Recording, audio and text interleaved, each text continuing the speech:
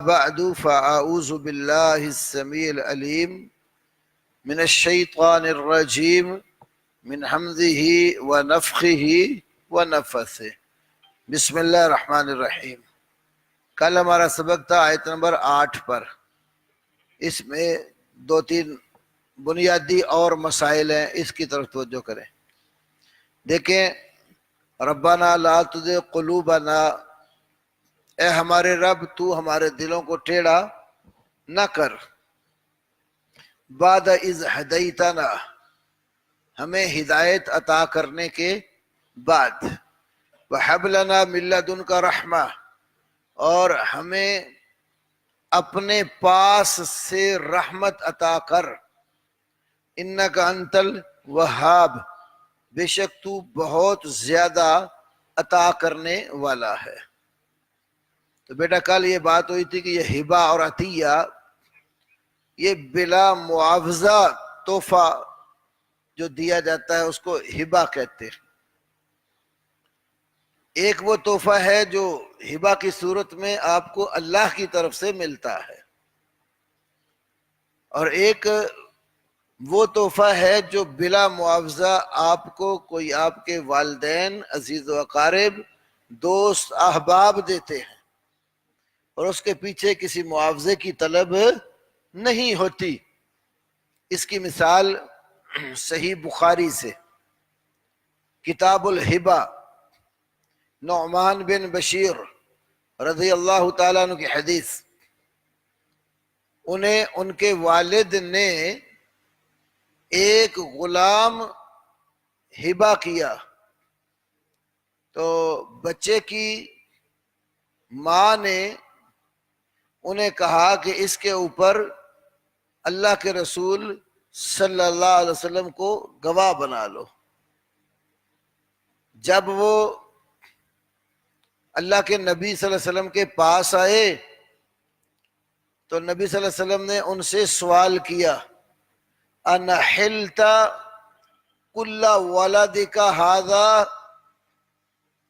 کیا تو نے یہ غلام اپنے ہر بچے کو دیا ہے؟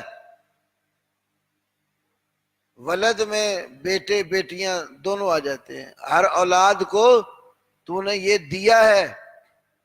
تو کہنے لگے نہیں۔ فرمایا انی لا اشہد علی جور، میں ظلم پر گواہ نہیں بنتا۔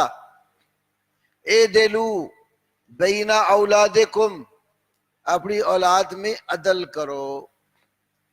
حافظ ابن حجر عسقلانی رحمہ اللہ اس حدیث کی شرح میں فتح الباری شرح صحیح بخاری کے اندر یہ الفاظ بھی لائے، سووا بین اولادکم، اپنی اولاد کے درمیان تسویہ اور برابری کرو، ہر ایک کو برابر دو۔ تو ہبہ تحفہ، اب باپ جو اپنی اولاد کو تحفہ دیتا ہے، ایک تو اس میں اس کے لیے ضروری ہے کہ وہ مساوات کرے، بیٹے بیٹی سب کو برابر عطا کرے۔ ہمارے معاشرے میں بیٹیوں کے ساتھ بڑا ظلم اور جور ہوتا ہے کئی لحاظ سے۔ بچے کی شادی ہو نا، بیٹے کی، بہت خرچیں گے، بلکہ آنے والی جو دلہن ہوتی ہے اس کے لیے بھی زیورات پوری طرح بنائیں گے، اور اپنی بیٹی جب بیاہ کے کہیں اور دینی ہو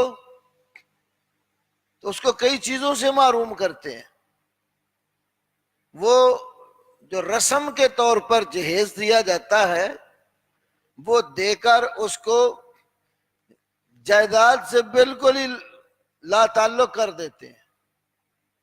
زمین میں حصہ بنتا ہو لڑکی کو نہیں دیتے۔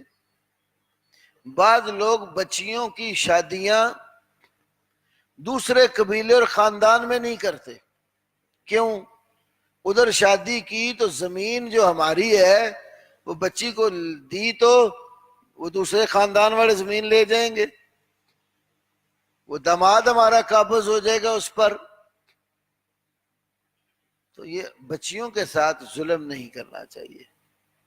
جیسے بیٹے پر خرچ کرتے ہو اسی طرح ہی اپنی بیٹیوں پر بھی خرچ کرو. اور بیٹیاں یقین کریں والدین کے ساتھ محبت زیادہ کرتی ہیں.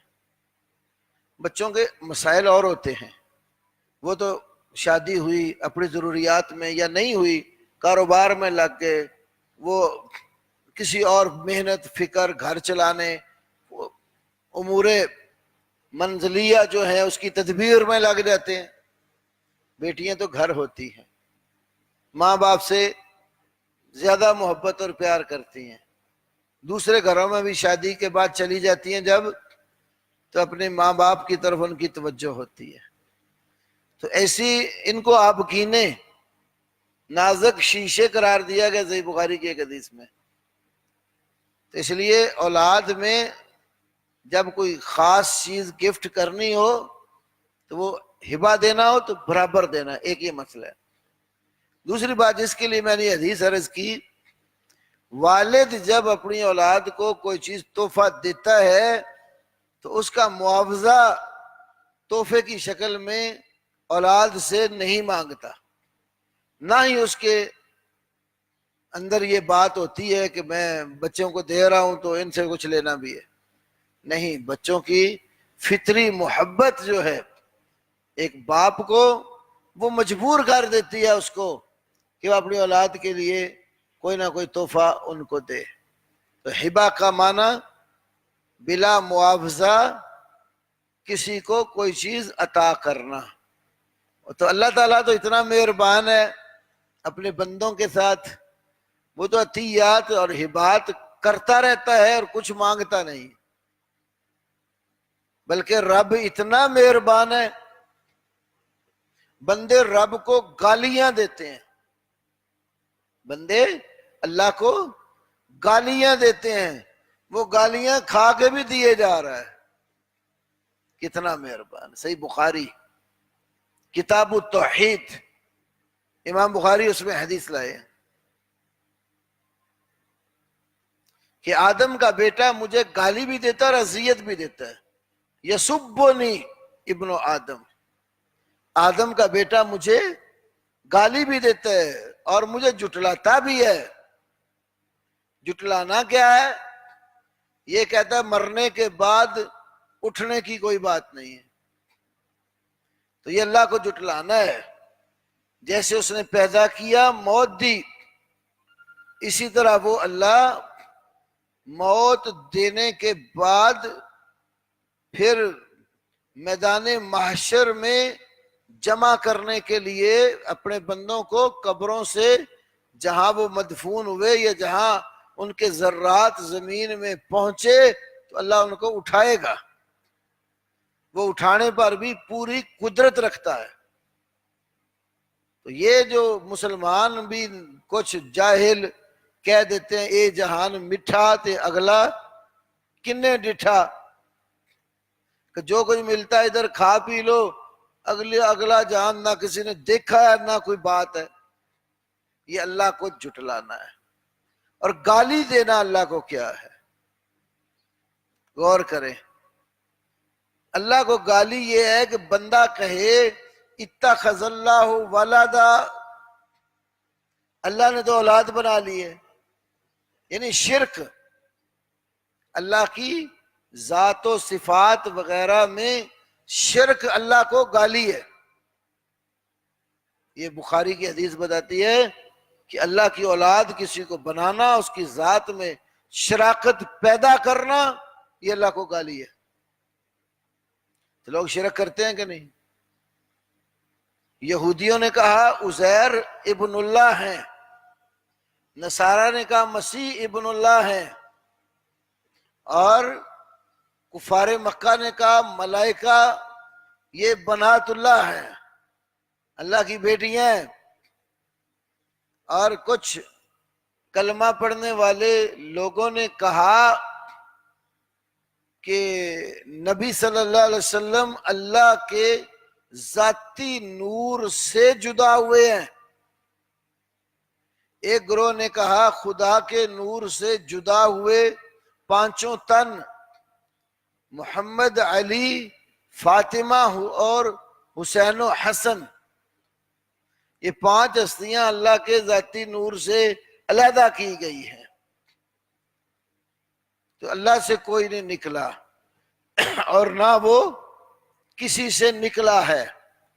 تو اللہ سے کسی کو نکلا ہوا یا اس کی اولاد ماننا یہ اللہ کو گالی دینا ہے، اور یہ شرک جگہ جگہ ہمارے معاشرے میں موجود ہے۔ لوگ ڈیریاں بنا کر، مزارات بنا کر صاحب مزار کے نام کی نظر و نیاز دیتے ہیں۔ آج ہی صبح میں فجر کے درس سے پہلے بریلوی عالم غلام رسول سعیدی کی تفسیر پڑھ رہا تھا۔ یہ آیت انما حرم علیکم المیتۃ والدم ولحم الخنزیر وما اہل بہ لغیر اللہ، تو وما اہل بہ لغیر اللہ کی تفسیر میں اس نے بھی یہ بات لکھی ہے کہ یہ اگر کوئی کسی بزرگ کے نام کی کسی جانور کو نظر مانتا ہے، یہ بزرگ اگر میرا یہ کام کر دے تو میں اس کے لیے اتنی نظر مانتا ہوں، جانور اس کے لیے ذبح کرتا ہوں، اس کے مزار پر درم و دینار، سونا چاندی، پیسے غلے میں ڈال دوں گا، طعام اور لنگر مثلا جاری کروں گا، لائٹیں جلاؤں گا، چراغاں کروں گا، طرح طرح کی نظریں مانتے ہیں۔ تو اختصاراً اس نے لکھا، جس کتاب کا حوالہ دیا اس میں بڑی تفصیل ہے، البحر الرائق شرح کنز الدقائق، البحر الرائق شرح کنز الدقائق، علامہ ابن نجیم حنفی کی۔ آپ کو بتا رہے تھے نا یا صاحب جس کو ابو حنیفہ ثانی کہا جاتا ہے، کیونکہ البحر الرائق کے ٹائٹل پر لکھا ہے المحرر بالمذہب النعمانی المعروف بابی حنیفہ الثانی، یہ بحر کے ٹائٹل پر لکھا ہوا ہے۔ تو اس کے والے سے بتاتے ہیں وجہ کیا بتائی حرام ہونے کی، یہ نظر ہے، یہ بزرگ کی کیا ہے، نظر ہے، اور نظر عبادت ہے، عبادت اللہ کے سوا کسی کی نہیں۔ اب یہ دیکھو لوگ نظریں مانتے ہیں کہ نہیں مانتے، دیگیں چڑھاتے ہیں کہ نہیں بزرگوں کے نام پر، اور ان سے توقع رکھتے ہیں، بلکہ کئی تو جاہل یہ سمجھتے ہیں کہ اللہ ہماری اتنی جلدی نہیں سنتا جتنی ان کی سنتا ہے۔ ہم دیہاتوں میں سنا کرتے کہتے ہیں کہ ساڈی ہے نا آگے دینا دی اللہ آگے، ہماری آرزو پکار بزرگوں کے آگے اور بزرگوں کی اللہ کے آگے، کہتے ہیں وہ ڈائریکٹ نہیں، انڈائریکٹ واسطے اور وسیلے کے ساتھ سنتا ہے، واسطے اور وسیلے کے ساتھ، اللہ اور مخلوق کے درمیان واسطے بنا لیے۔ پھر کئی جاہل خطیب مثالیں دیتے ہیں، دیکھو جی چھت پر چڑھنا ہو تو سیڑھی لگانی پڑتی ہے، بلا سیڑھی تو چھت پر نہیں نہ چڑھ سکتے۔ بادشاہ وقت کو ملنا ہو تو پہلے دربانوں کو ملتے ہیں، وہ ان سے چپڑاسی سے چوکیدار سے شروع ہو کر جاتے جاتے کئی واسطوں سے گزر کر بادشاہ کو ملتے ہیں۔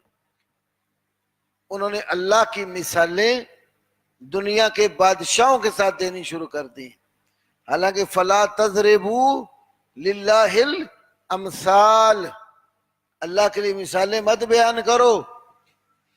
ہمارے ایک استاد کہا کرتے تھے، دیوبندی عالم تھے، مولانا یوسف رحمانی، جس وقت میں الحدیث نہیں ہوا تھا ان سے پڑھتے تھے ہم، تو انہوں نے کہا کہ اللہ کہتا ہے نحن اقرب الیہ من حبل الورید، یہ جو بڑی رگ ہے نا، شاہ رگ جس کو کہتے ہیں، اللہ کہتا ہے ہم اس سے بھی زیادہ قریب ہیں۔ کہتے ہیں سیڑھی لانی دے تھلانا، سیڑھی تو دور جان مندل ہو نا، چڑھنا ہو تو لگاتے ہیں، جو ہستی اتنی زیادہ قریب ہے وہاں سیڑھی کی کیا ضرورت پڑتی ہے؟ اس کو تو ڈائریکٹ پکارو۔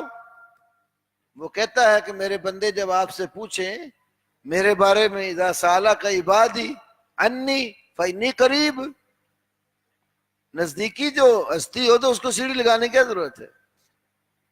تو بہرحال لوگ اللہ کے ساتھ شرک کرتے، نظر و نیاز کی صورت میں، دعا اور پکار کی صورت میں، اور سمجھتے ہیں کہ واسطے وسیلے کے بغیر کام بنتا ہی نہیں ہے۔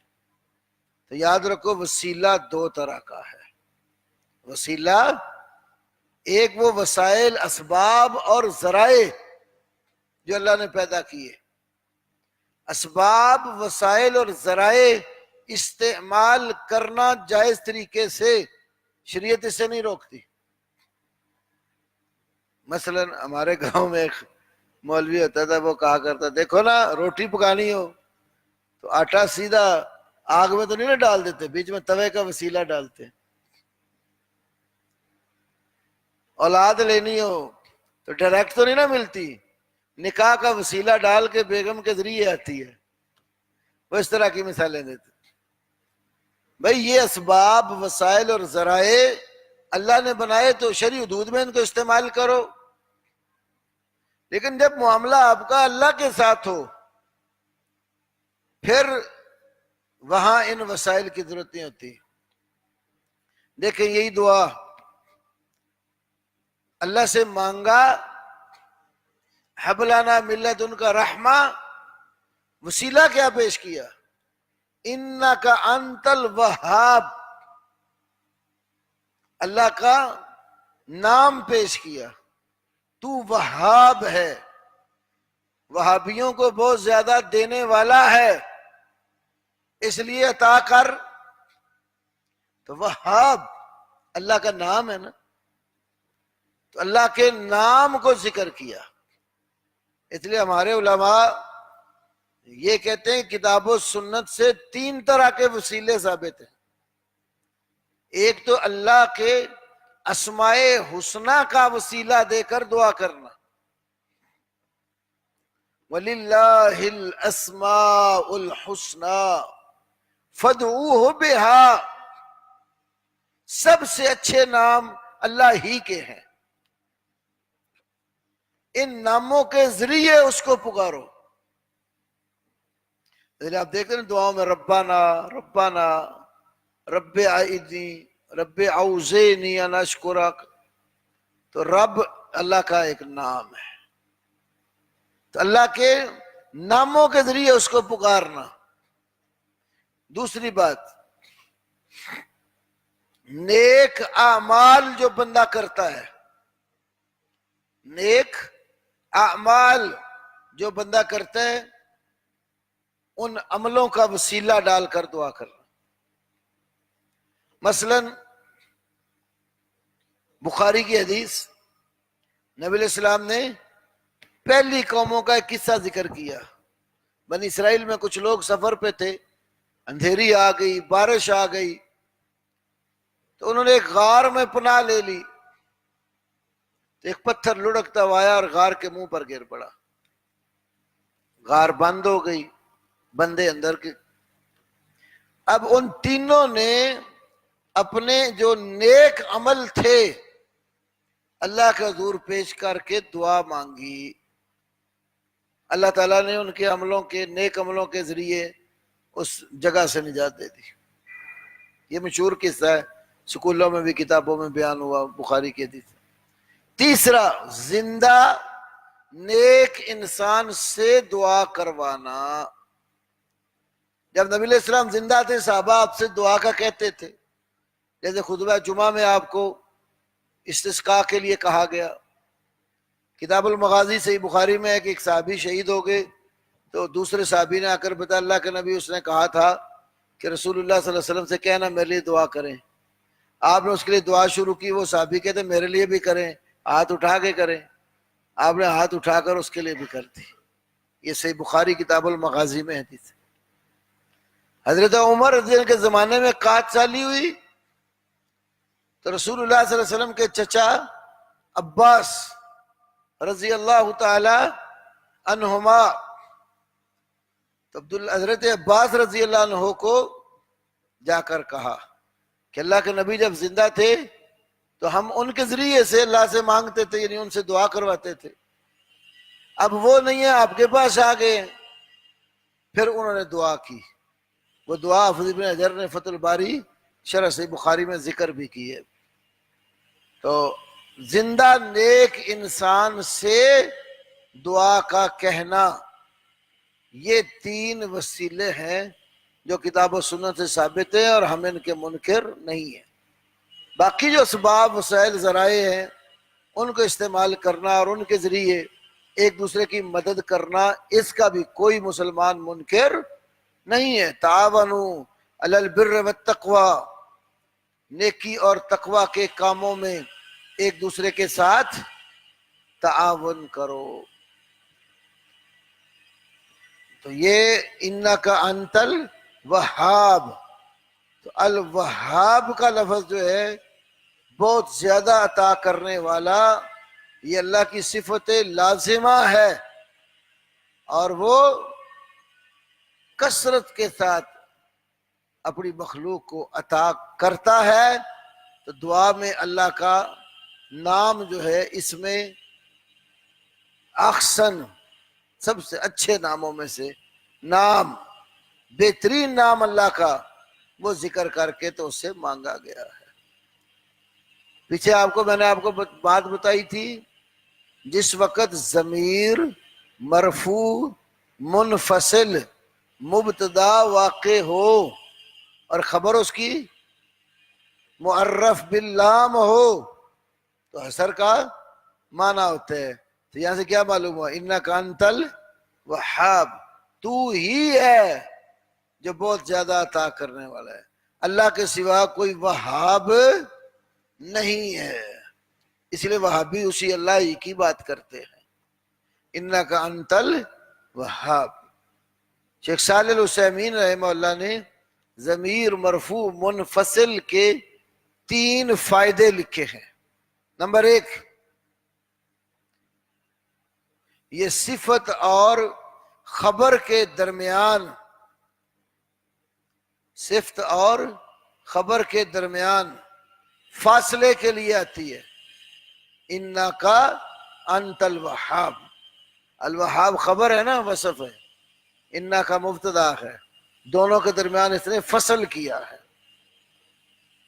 نمبر 2، تاکید کا معنی بھی دیتی ہے یہ ترکیب۔ دوسرا فائدہ کیا ہے؟ تاکید کا معنی دیتی ہے۔ تیسرا فائدہ حصر، تو الفصل بین الصفت والخبر، التوقید اور الحصر، یہ ایسی ترکیب یہ 3 فائدے دیتی ہے۔ الفصل بین الصفت والخبر، نمبر 2 التوقید، اور نمبر 3 حصر۔ حصر سمجھتے ہیں نا؟ اردو مثالیں دو، محاصرہ کرنا، حصار لگانا۔ بیٹھے ہو نا لوگ، کچھ لوگوں نے اگر گھیرا ڈال لیا ہو تو کہتے ہیں انہوں نے ان کا محاصرہ کر لیا۔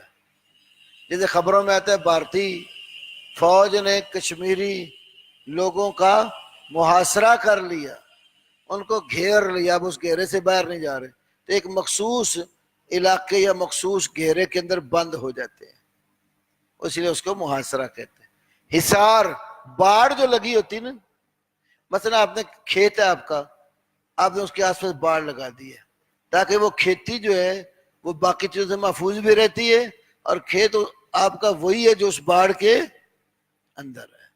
تو معنی کو خاص کرنے کے لیے یہ حصر کا لفظ بولتے ہیں۔ تو حصر، حصار۔ اچھا، اگر کوئی بندہ جیل میں بند ہو جائے، کہتے ہیں اس کو محصور کر دیا گیا، یا گھر میں نظر بندی کر دی، فلاں عالم کو گھر میں محصور کر دیا گیا۔ وادی محصر، وہ سین کے ساتھ ہے کہ سواد کے ساتھ ہے؟ سواد کے ساتھ ہے کہ سین کے ساتھ ہے؟ واقعی ہے نا؟ تو وہاں پر ہاتھیوں کو روک دیا گیا تھا جو کعبے کو گرانے آئے تھے.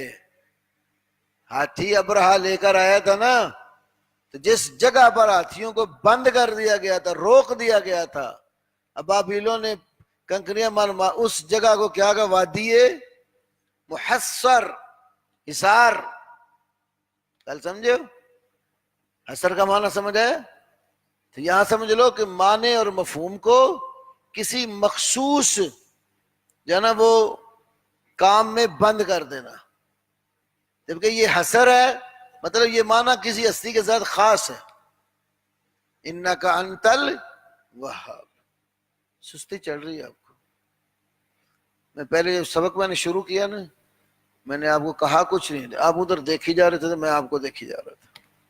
یہ پیچھے کہ اس کو پیچھے کر کے آپ دیکھ سکتے، تو سستی بیٹا اتار دو.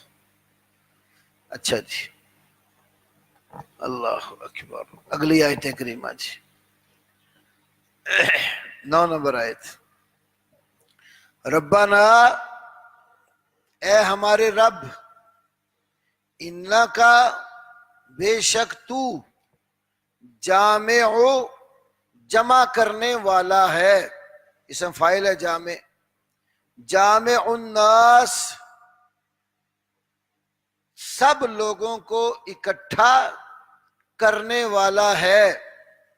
لیومن، ایسے دن کے لیے، لا ریب فیہ، جس میں کوئی شک نہیں ہے.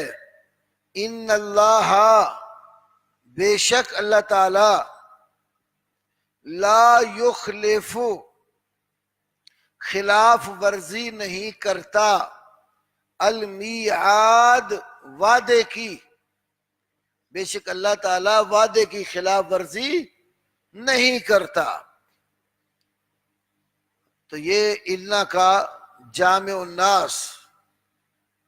لیوم، یہ لیوم میں جو لام ہے نا، یہ وقت کے لیے توقیت. لام کی قسمیں بتائی نا، یعنی اشارہ دیا تو پیچھے بہنے کے حروف جو ہیں ان کے کئی معانی ہوتے ہیں. جیسے لام تعلیل کے لیے بھی ہوتا ہے، تو اسی طرح لام توقید کے لیے بھی ہوتا ہے، وقت بتانے کے لیے. جیسے اقیم الصلاۃ لدلوک الشمس، اقیم الصلاۃ، نماز قائم کر، لدلوک الشمس، سورج کے ڈھلنے کے لیے. یہ لام وقت بتانے کے لیے ہے، لام توقیت. ایک لام مواقبہ ہوتا ہے، ایک لام مواقبہ ہوتا ہے، اور اس طرح ایک لام انتفاع ہوتا ہے. لام سزا کا معنی بھی دیتا ہے اور لام نفع کا معنی بھی دیتا ہے. ایک مثال دوں آپ کو قرآن سے. وَأَعِدُّوا لَهُم مَّا اسْتَطَعْتُم مِّن قُوَّةٍ، وَأَعِدُّوا، اور تم تیاری کرو، لَهُم، ان کافروں کے لیے، مَّا اسْتَطَعْتُم، جس قدر تم طاقت رکھتے ہو. غور کرو، لَهُم میں لام ہے نا، اصل میں یہ لام مواقبہ ہے. مطلب کیا؟ کافروں کو انجام تک پہنچانے کے لیے ان کے خلاف تیاری کرو. کافروں کو انجام تک پہنچانے کے لیے ان کے خلاف تیاری کرو. جس وقت گورنمنٹ کے لوگوں نے کچھ امریکہ کا ساتھ دیا نا، ہمارے ایک دوست ہیں کراچی میں، جامع بکر صدیق میں، جامع بکر میں استاد ہیں، تو بلتستانی ہیں. وہ کہتے ہیں کہ انہوں نے اس لام کو لام مواقبہ کی بجائے لام انتفاع سمجھ لیا. اعدوا لہم، کافروں کے فائدے کے لیے تیار ہو جاؤ. دیکھو ہے تو لام ہی نا. تو اگر بندہ کافروں کی، مسلمانوں کے خلاف نصرت اور مدد کے لیے تیار ہوتا ہے تو فعل کفر کر رہا ہے. تو اس نے اسلام کو کیا سمجھ رکھا؟ لام انتفاع. اور جو اللہ کے لیے لڑتا ہے، اللہ اور اس کے رسول کے دشمن کو انجام تک پہنچانے کے لیے، تو اس نے اس لام کو کیا سمجھا؟ لام معاقبہ. سمجھائی بات؟ اعدوا لهم ما استطعتم. جو کافروں کے لیے کام کرتے ہیں ان کے لیے لام کون سا بن جائے گا؟ لام انتفاع. جو کافروں کے خاتمے کے لیے کام کرتے ہیں ان کے لیے لام بنے گا لام معاقبہ. اے گلا مرزے جے بندے تو نہیں نا پتا، یہ علماء جانتے ہیں یہ لام جو ہے کتنے معنی دیتا ہے اور کون سا معنی شرع کے موافق بنتا ہے نصوص کے مطابق اور کون سا نصوص کے خلاف جاتا ہے. تو لیومن میں لام کون سا؟ لام توقیت، وقت بتانے کے لیے. تو بتایا جا رہا ہے کہ اللہ تعالیٰ ایک وقت ایسا آئے گا جب سارے انسانوں کو اکٹھا کر لے گا، اور اس کا ذکر قرآن پاک میں اور بھی کئی جگہوں پر موجود ہے. مثال کے طور پر سورہ ہود آیت نمبر 103 نکال لو. سورہ ہود آیت نمبر 103. ذالک یوم مجموع، ذالک یوم مجموع لہ الناس وذالک یوم مشہود.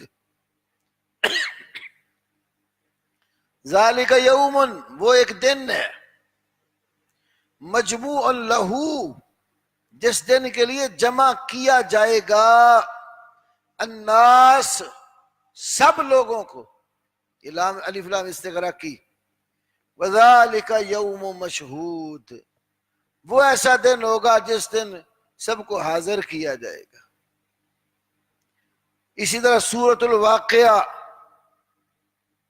سورۃ الواقعہ میں فرمایا قل ان الاولین والآخرین لمجموعون الی میقات یوم معلوم. قل کہہ دو ان الاولین والآخرین، بے شک پہلے اور پچھلے لوگ، جو پہلے گزر گئے وہ اور جو بعد میں آنے والے ہیں وہ، لمجموعون، یقیناً وہ اکٹھے کیے جائیں گے، جمع کیے جائیں گے، الی میقات، الی میقات یوم معلوم، معلوم دن کے وقت کے لیے. تو ایک تو یہ معلوم ہوا کہ اللہ تعالیٰ سب لوگوں کو اکٹھا کرے گا اور جمع کر کے پھر اللہ رب العالمین لوگوں سے بات کرے گا. مخلوق کو اس دن اللہ سے بات کرنے کی ہمت اور طاقت نہیں ہوگی. وہی بولے گا جس کو رحمان اجازت دے گا، اور وہ بات بھی سیدھی سیدھی سچی اور درست کرے گا. سورہ نبا 38 نمبر آیت.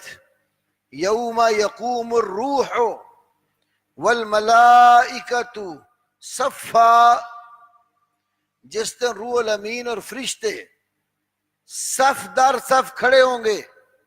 لا یتکلمون، وہ کلام نہیں کریں گے، الا مگر من اذن لہ الرحمن، وہ شخص کلام کرے گا جس کو رحمان اجازت دے گا.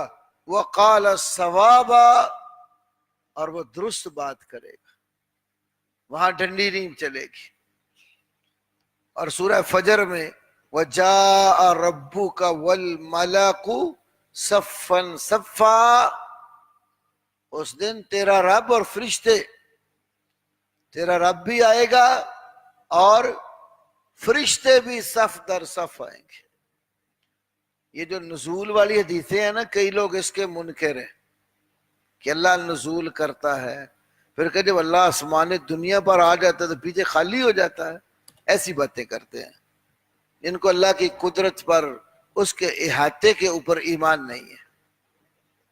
اب یہ دیکھو نا، وہ تو چلو حدیث ہے، یہ آیت بتا رہی وَجَاءَ رَبُّكَ تیرا رب آئے گا. اب کوئی بدبخت سوال کرے وہ کہاں گیا ہوا تھا جو آئے گا؟ تو یہ اللہ تعالیٰ کے اوصاف ہے. اوصاف باری تعالیٰ کے بارے میں ایسی گفتگو کی شرعن اجازت نہیں ہے، کیونکہ ہماری عقل اللہ کی ذات اور اس کی صفات کا کما حق و ادراک نہیں کر سکتی. سنو یار، ایک گلاس ہو اور ایک جگ ہو. گلاس میں پانی آپ نے ڈالنا ہے، جگ کے اندر جو پانی ہے وہ گلاس میں آپ ڈالنا شروع کریں تو سارا پانی آ جائے گا. گلاس کتنا پانی برداشت کرے گا؟ جتنا اس کا ظرف ہے. جتنا اس کے ظرف سے بڑھ کر پانی ڈالو گے تو باہر گرے گا، وہ اس کے اندر سمائے گا نہیں. تو ہر چیز کو اس کے ظرف کے اعتبار سے دیکھو. بندے کی اتنی سی عقل ہے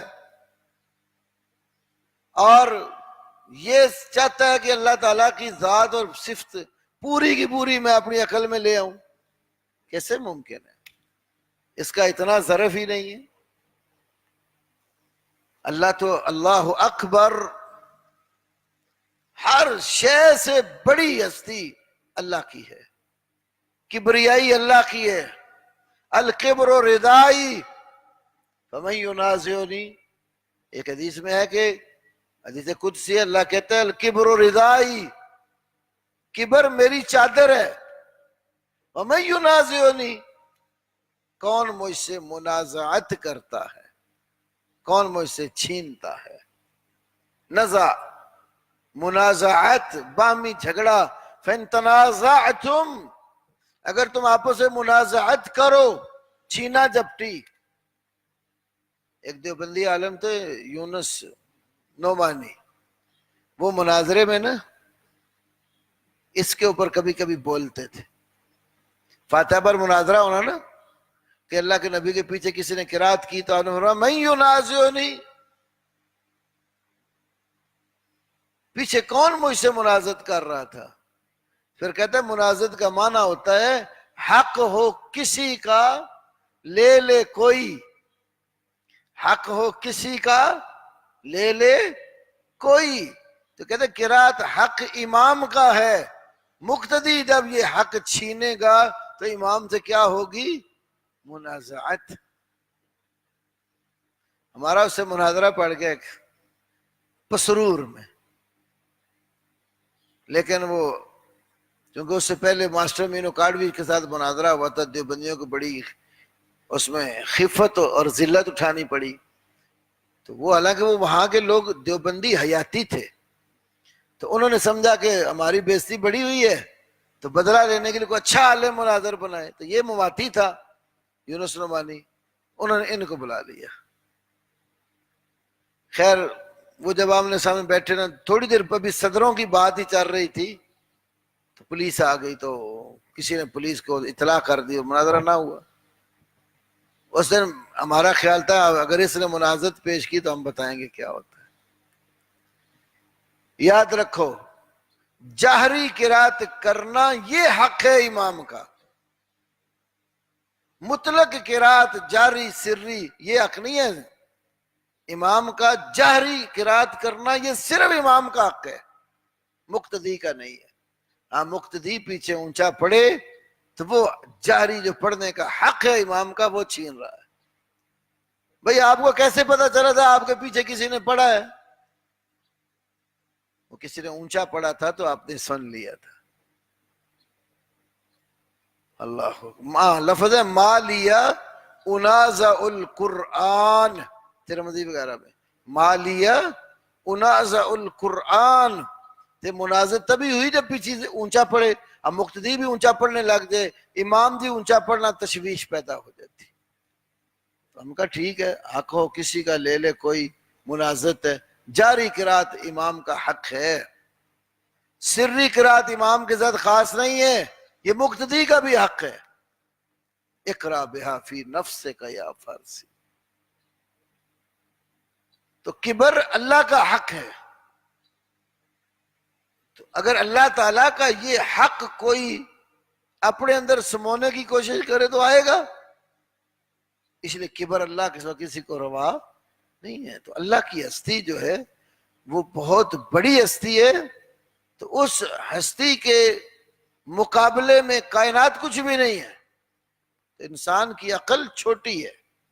یہ پروردگار کی نہ ذات کا احاطہ کر سکتی ہے نہ اس کی صفات و کمالات کا احاطہ کر سکتی. تو اللہ تعالی کا وصف ہے آنا. جاء ربو کا، تیرا رب آئے گا. آنا مجیعیت یہ اللہ کی صفات میں سے ایک صفت ہے. کیسے آئے گا؟ یہ اللہ رب العالمین کو ہی معلوم ہے، کیونکہ یہ اس کا وصف ہے. ہمارا اس پر ایمان ہے. نزول فرماتا ہے وہ آئے گا. کیسے آئے گا یہ ہمیں نہیں پتا. کیفیات میں ہم الجھتے نہیں کسی سے، کیونکہ اللہ کی کیفیت نامعلوم ہے، اس کی صفات کی کیفیات نامعلوم ہے، وہ ہماری عقلوں میں آنے والی نہیں ہے.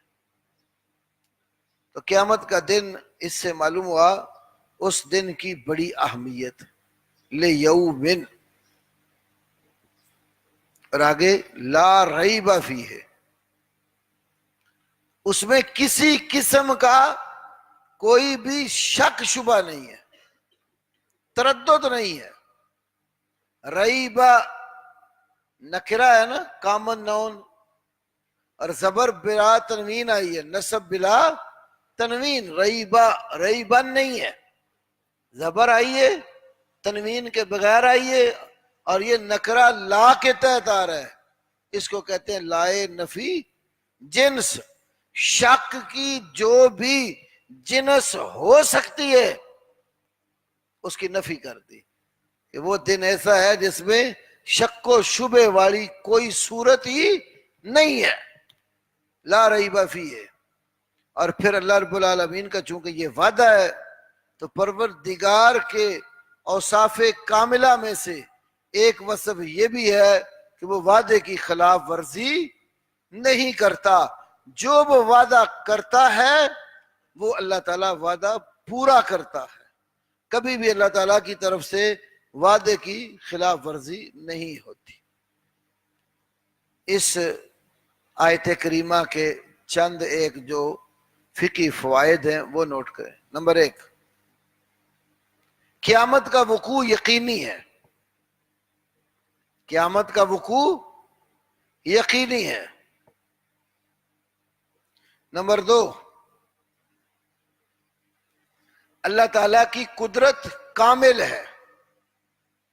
اللہ کی قدرت کامل ہے. یہ اسی کی قدرت کاملہ کا ہی نتیجہ ہے کہ جو جہاں جہاں پڑا ہوگا، خواہ وہ مٹی اس کو کھا چکی ہوگی، اس کے وجود کے ذرات مٹی میں مکس ہو چکے ہوں گے، پھر بھی وہ اکٹھا کر لے گا.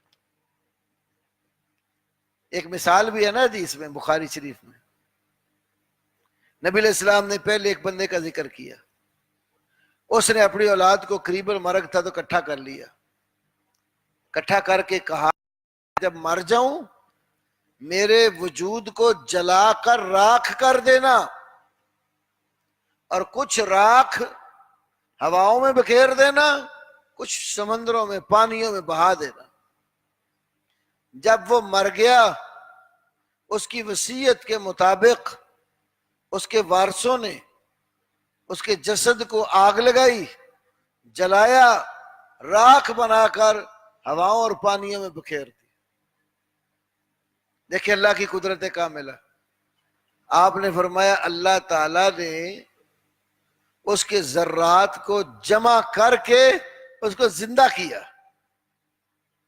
اور کہا میرے بندے بتا تو نے ایسا کیوں کیا؟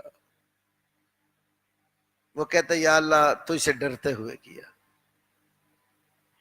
اس نے سمجھ رکھا تھا کہ اللہ تعالیٰ یہ کام کرنے پر قادر نہیں ہوگا، میرے ذرے ذرے ہو جائیں گے. اگر یہ قصدن عقیدہ رکھا جائے تو کیا ہے؟ یہ کفر ہے. قصدن عقیدہ رکھے کوئی شخص کہ اللہ تو جب ذرے ذرے بن جائے تو اللہ اس پر قادر نہیں ہے، تو یہ کفر ہے. لیکن وہ جاہل تھا، لا علمی میں خشیت الہی کی وجہ سے کیا تھا، اللہ سے ڈرتے ہوئے کیا تھا کہ پکڑ نہیں کرے گا تو میں بچ جاؤں گا، تو اللہ نے اس کو معاف کر کے جنت میں بھیج دیا. اسی سے علماء نے یہ مسئلہ بھی نکالا، جہالت عقیدے میں دیکھی جاتی ہے. عقیدے کے مسائل مختلف طرح کے ہوتے ہیں، علماء میں اختلاف بھی کیا. بعض لوگ تو کہتے ہیں مطلق جہالت عقیدے میں بالکل معتبر نہیں ہے، شرعی احکام میں ہے، عقیدے میں نہیں، لیکن اس میں تفصیل ہے. کچھ عقائد ہوتے ہیں جو 2+2 کی طرح بالکل واضح، اس میں جہالت کا اعتبار نہ کرو. بس اللہ ایک ہے، کوئی دوسری رائے نہیں ہے. کوئی 2 اللہ بنا لے تو یہ جہالت عذر نہیں بنے گی. اور اللہ رب العالمین عطا کرتا ہے تو وہ سمجھا کہ بندے بھی عطا کرتے ہیں، یا اشتباہ لگ سکتا ہے، کیونکہ کچھ آیات جو اسباب وسائل کے والے سے لوگ بتا کر ان کو شبہ میں ڈال دیتے ہیں. تو ایسی جگہوں پر جہالت دیکھی جاتی ہے، اس کا اعتبار ہوتا ہے. اور یہ تفصیل ہے اس میں تھوڑی سی. تو امام ابن تیمیہ نے عقیدے میں جہالت کا عذر جو ہے قبول کیا، اور بھی وہ محدثین نے.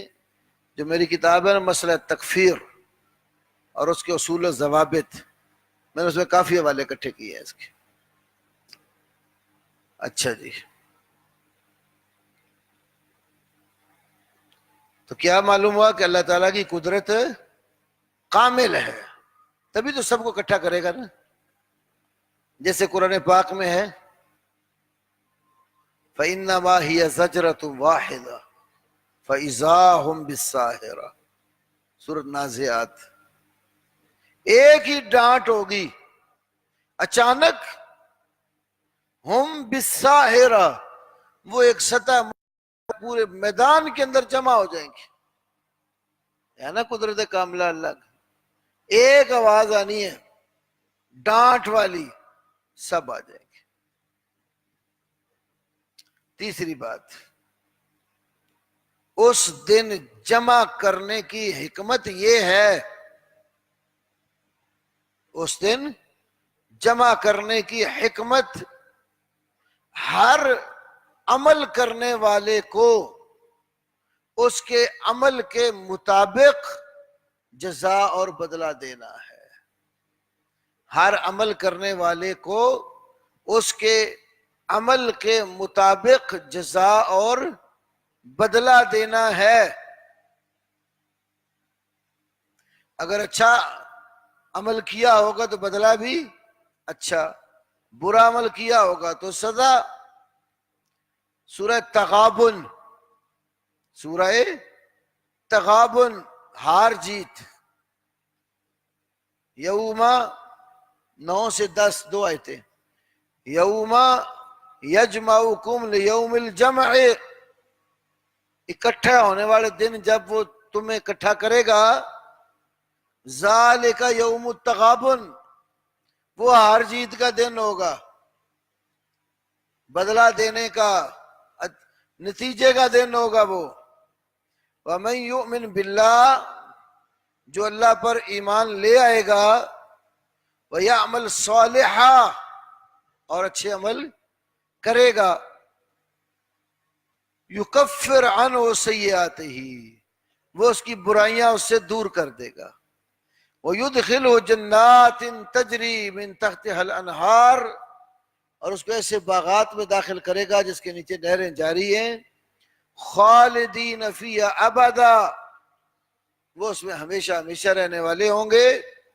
ذالک الفوز العظیم، یہ بہت بڑی کامیابی. والذین کفروا، اور وہ لوگ جنہوں نے کفر کیا، وکذبوا بآیاتنا، اور ہماری آیات کو انہوں نے جھٹلایا، اولئک اصحاب النار، یہ آگ والے لوگ ہوں گے، خالدین فیہا، اس میں ہمیشہ ہمیشہ رہنے والے ہوں گے، وبئس المصیر، اور وہ پھرنے کی، لوٹ کر آنے کی بری جگہ ہوگی۔ یہاں سے کیا معلوم ہوا کہ وہ دن کیوں آنا ہے؟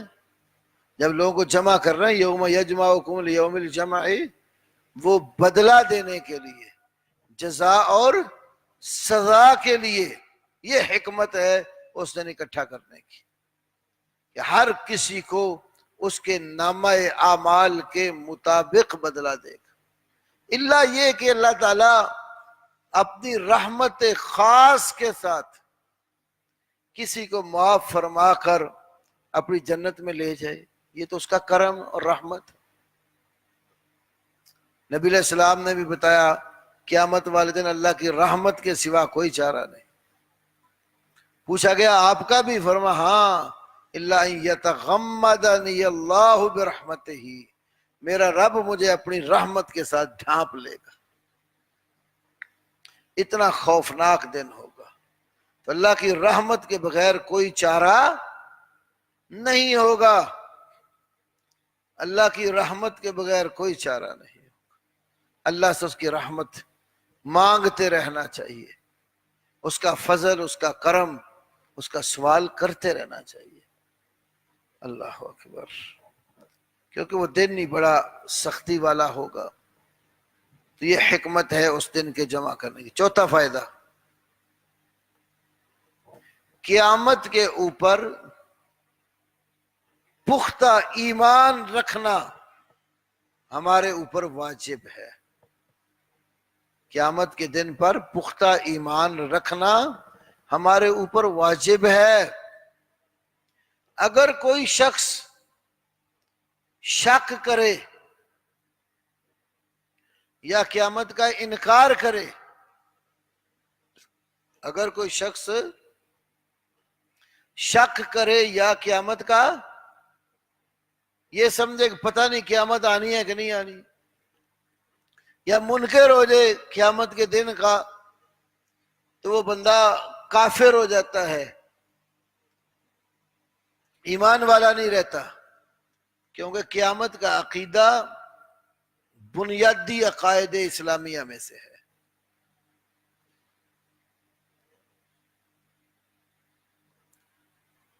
لوگ قیامت کے بارے میں چار طرح کے ہیں، دیکھو لوگ قیامت کے حوالے سے کتنی طرح کے ہیں؟ چار طرح کے لوگ ہیں۔ نمبر ایک، ایسے ایمان والے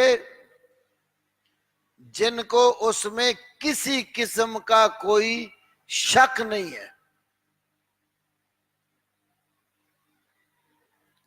نمبر دو، قیامت کے بارے میں شکوک و شبہات کے مارے ہوئے۔ نمبر تین، قیامت کے منکر کافر۔ نمبر چار، ایسے کافر جو قیامت کے بارے میں جھگڑا کرنے والے ہیں۔ ایک کافر منکر ہے، ایک کافر مجادل ہے۔ کافر منکر اور کافر مجادل۔ منکر تو مانتا ہی نہیں نا، تو مجادل جو ہے اس سے اگر بات کی جائے تو اس کے بارے میں جھگڑا شروع کر دیتا ہے اور گفتگو شروع کر دیتا ہے، جیسے مکے کے کافروں کا حال تھا کہ وہ ہڈیوں کو بوسیدہ دیکھ کر کہتے یہ جو رمیم اور بوسیدہ ہڈیاں کیا یہ زندہ ہوں گی؟ کفر بھی کرنا اور ساتھ جدال بھی کرنا۔ چار طرح کے لوگ ہیں اس سلسلے میں۔ پانچواں مسئلہ، اللہ رب العالمین کی صفت ہے کہ وہ خلاف ورزی نہیں کرتا۔ ثبوت صفات جو سلبی ہے، اللہ تعالیٰ سے مخالفت وعدے کی نفی ہے، یہ سلبی اوصاف میں سے ایک وصف ہے۔ اور بتایا تھا کہ جو ایسے اوصاف ہوتے ہیں وہ اپنی ضد کا کمال ثابت کرتے ہیں، ان کے الٹ جو چیز ہوتی ہے. تو وعدہ خلافی کے خلاف صدق ہے. تو اس سے اللہ تعالیٰ کا کمال سچا ہونا ثابت ہوتا ہے. اللہ تعالیٰ کا کمال صدق ثابت ہو. جب خلاف ورزی کرتا ہی نہیں تو کیا مطلب ہے؟ کامل درجے کا سچ اللہ رب العالمین کے ہاں. چھٹی بات، اس ضمن میں ہمارے لیے نصیحت ہے کہ ہم خلاف ورزی، وعدہ خلافی سے بچیں، سچ کو اختیار کریں. وعدہ خلافی سے بچیں اور سچ کو اختیار کریں. کونوا مع الصادقین، سچے لوگوں کے ساتھ ہو جاؤ. کیونکہ وعدہ خلافی نفاق کی علامت ہے. وعدہ خلافی نفاق کی علامت ہے. اذا وعد اخلف، اذا وعد اخلف، جب منافق وعدہ کرتا ہے تو خلاف ورزی کرتا ہے. یہ نفاق کی ایک علامت ہے، اور ایمان والا نفاق کی علامت سے بچتا ہے. اگلی آیت کریمہ 10 نمبر آیت.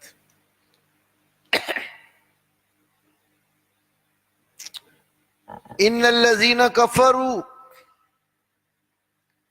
یقیناً وہ لوگ جنہوں نے کفر کیا، یعنی ایسی چیزیں جن پر ایمان لانا واجب ہے اور وہ لوگ ان کو مانتے نہیں ہیں، جیسے اللہ پر، قیامت پر، فرشتوں پر، کتاب پر، نبیوں پر، تقدیر پر. جن جن چیزوں پر ایمان لانا واجب ہے ان کا انکار کر دیتے ہیں. ان الذین کفروا، یقیناً وہ لوگ جو کافر ہوئے، جنہوں نے انکار کیا. لن تغنیا، ہرگز کام نہیں آئے گا. انہم، ان سے، ہرگز کام نہیں آئیں گے ان سے. اموالہم، ان کے مال. ولا، اور نہ ہی اولادہم، ان کی اولاد کام آئے گی. من اللہ، اللہ کی طرف سے. شیئن، کچھ بھی. وَأُولَئِكَ، اور یہی لوگ ہیں، ہم، وہ جو وقود النار، آگ کا ایندھن ہوں گے. یہ جو کافر ہیں یہی آگ کا ایندھن ہوں گے. اب یہاں پر اللہ تبارک و تعالی نے کفار کا ذکر کیا. تو یہ وہ کافر ہیں جو اللہ کے حکموں کا انکار کرتے ہیں، اللہ کے احکامات کو مانتے نہیں ہیں، ایمانیات کے منکر ہیں. کچھ کافر ایسے ہوتے ہیں جو بعض باتیں مانتے ہیں اور بعض، تو اللہ کی کسی ایک بات کا انکار سمجھو اس کی ساری باتوں کا انکار ہے. اللہ کے کسی ایک نبی کی تکذیب تمام نبیوں کی تکذیب ہے. مثال دیتا ہوں، نوح علیہ السلام کتنی قوموں کی طرف پیغمبر بنا کر بھیجے گئے؟ ہاں مولانا، 8 10 15 12 کہ ایک ہی اپنی جو ان کی قوم تھی اسی طرف پیغمبر بنا کر بھیجے گئے. قوم نوح کی طرف کوئی اور بھی پیغمبر آیا ہے؟ کیوں بھائی اسامہ، کوئی اور پیغمبر نہیں آیا. قوم نوح نے نوح علیہ السلام کو جھٹلایا. اللہ نے کیا فرمایا؟ کذبت قوم نوح المرسلین، کذبت قوم نوح المرسلین، قوم نوح نے رسولوں کو جھٹلایا. قوم نوح نے رسولوں کو جھٹلایا. ان کی طرف ایک ہی رسول آئے تھے تو رسولوں کو جھٹلایا کیوں کہا؟ اس کا مطلب ہے کہ ایک پیغمبر کی تکذیب تمام پیغمبروں کی تکذیب ہے. اللہ کے اسی طرح ایک حکم کا انکار سب حکموں کا انکار ہے، نہ ماننا ہے. اسی طرح اگر کوئی قوم میں سے برا عمل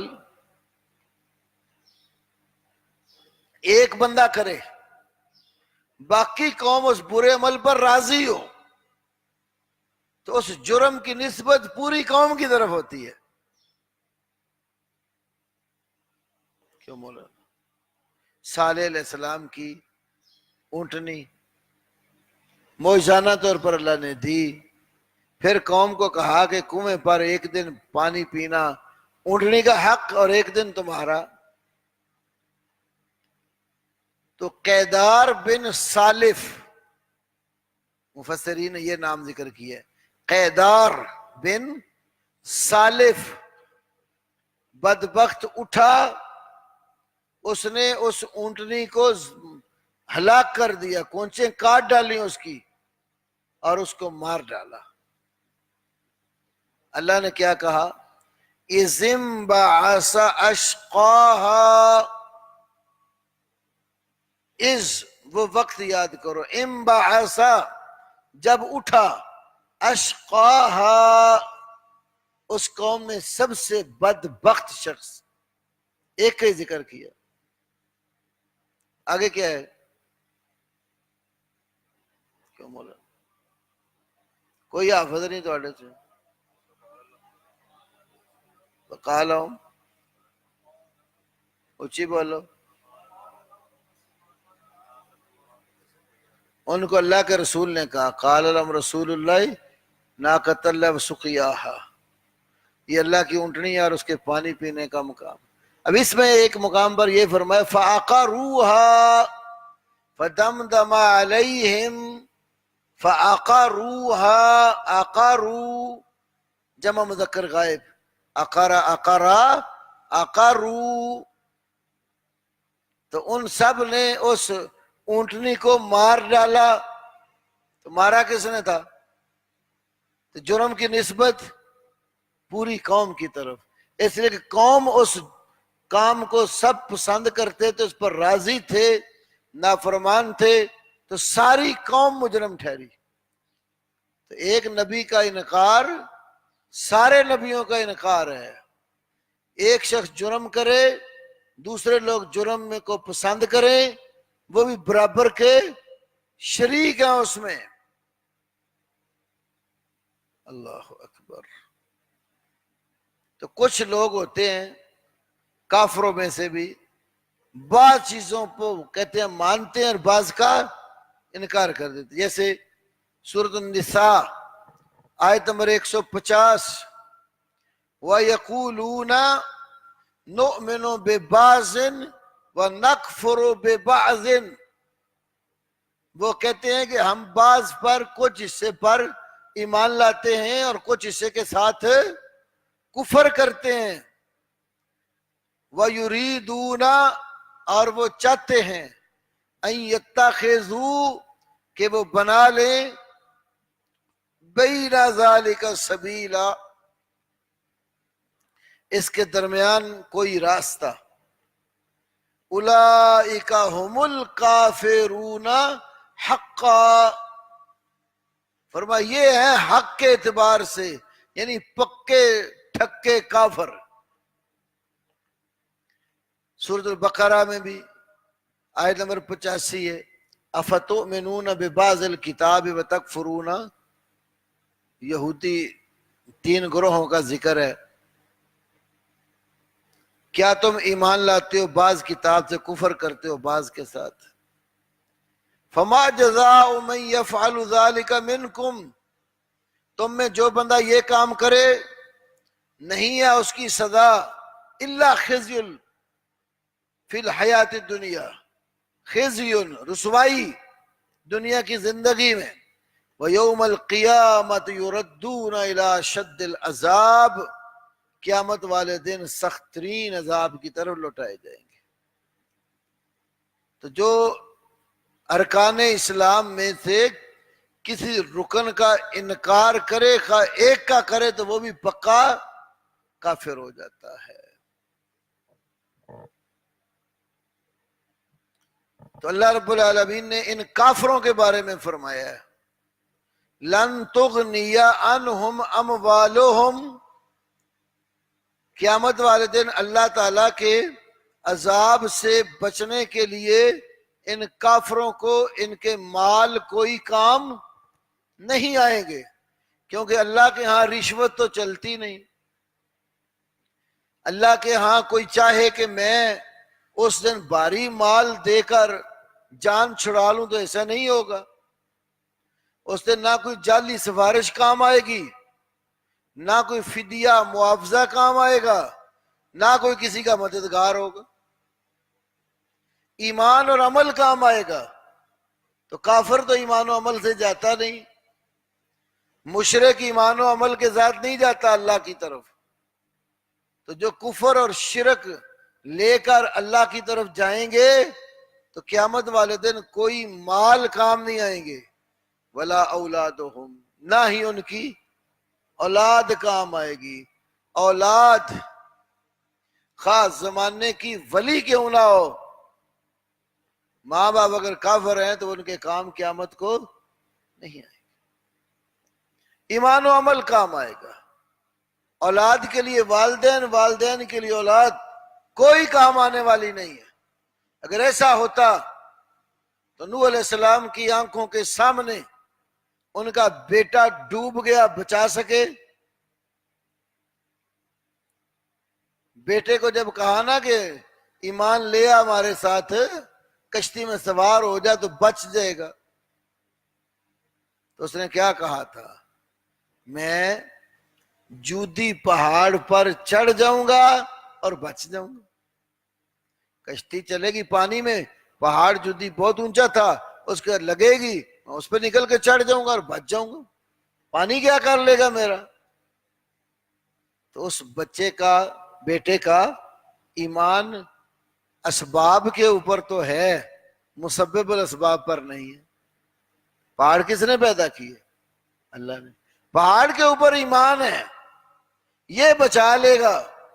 اللہ پر ایمان نہیں ہے جس نے پہاڑ بنائے۔ نوح علیہ السلام نے کہا بیٹا لا عاصم اليوم من امر اللہ، اللہ کے عذاب سے آج کوئی چیز بچانے والی نہیں ہے۔ اپنے بیٹے کو بچا نہیں سکے۔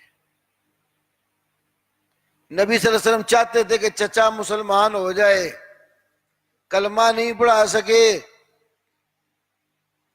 بیٹی فاطمہ الزہرا رضی اللہ عنہا، پھوپھی صفیہ رضی اللہ عنہا، دونوں کا اے مولا، اے مولا، میری بیٹی اور پھوپھی عمل کر لینا، انی لا اغنی عنکما من اللہ شیئا، میں تمہارے قیامت والے دن اللہ کے ہاں کچھ کام، تو عمل اور ایمان لے کر جائے۔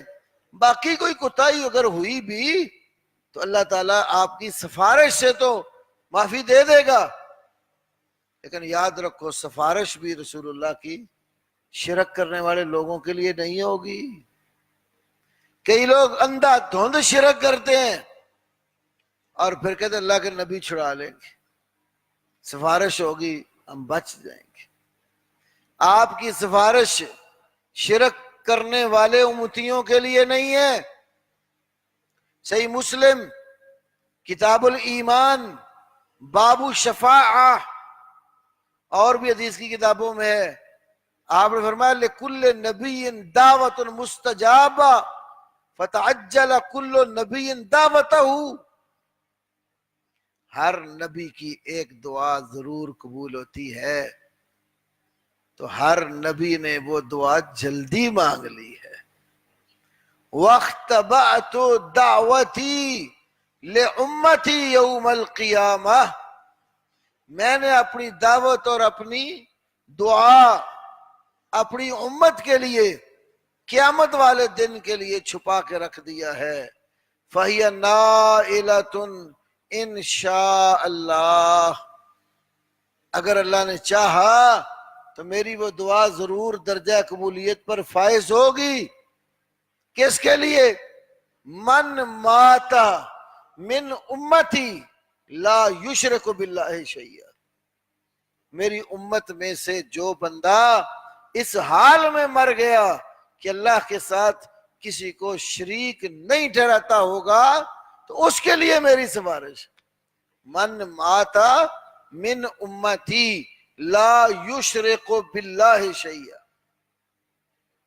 اور ایک گروہ تو وہ بھی ہے نا جو کہتے ہیں امت میں شرک تو ہو ہی نہیں سکتا نا جی، امت میں شرک تو ہو ہی نہیں سکتا، کیونکہ آپ فرما گئے کہ مجھے تمہارے شرک کا کوئی ڈر نہیں ہے۔ ما خاف علیکم ان تشرکوا بعدی، بخاری کی حدیث ہے، مجھے ڈر نہیں ہے کہ تم میرے بعد شرک کرو گے، لہذا امت مشرک ہو ہی نہیں سکتی۔ اور اللہ کے بندو، اگر امت میں شرک نہیں آ سکتا تو کیوں فرمایا من مات من امتی لا یشرک باللہ شیئا؟ وہ جو فرمایا کہ مجھے شرک کا ڈر نہیں ہے، اس کے دو مطلب ہیں، دونوں فتح الباری میں موجود ہیں، اور بھی شارحین حدیث نے ذکر کیے، علامہ بدر الدین عینی نے بھی اس کا ایک مفہوم ذکر کیا، توضیح ابن ملقن کے اندر بھی ہے، اور اسی طرح مسلم کی شرح امام نووی کی اور قاضی ایاز کی ان کے اندر بھی ہے۔ کیا معنی ہے اس کا؟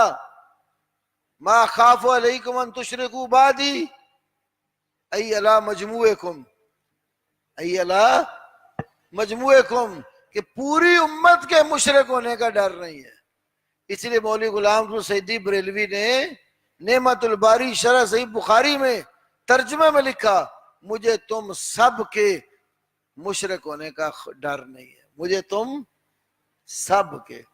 یہ تو ہم بھی کہتے ہیں سارے تو مشرک نہیں ہیں، اہل توحید بھی ہیں، شرک والے بھی ہیں۔ دوسری حدیث کیا بتا رہی ہے کہ امت میں سے جو شرک نہیں کرے گا، تو معلوم ہوتا ہے شرک کرنے والے بھی ہوں گے، تبھی تو فرمایا اگر شرک محال تھا تو یہ کیوں کہا کہ جو میری امت میں شرک نہیں کرے گا اس کے لیے میری سفارش ہوگی۔ میں نے کئی جلسوں میں کہا، جو لوگ کہتے ہیں نا شرک نہیں ہوگا، جس چیز کو تم شرک کہتے ہو نا، تمہارے عقیدے کے مطابق وہ شرک بھی اس امت میں ہے۔ یہ کہتے ہیں اللہ تعالیٰ کے سوا کسی کو رب مان کر اس کی عبادت، یہ شرک ہے۔ اللہ کے سوا کسی کو رب ماننا شرک ہے، تو اللہ تعالیٰ کو کیا لوگوں نے رب نہیں مانا؟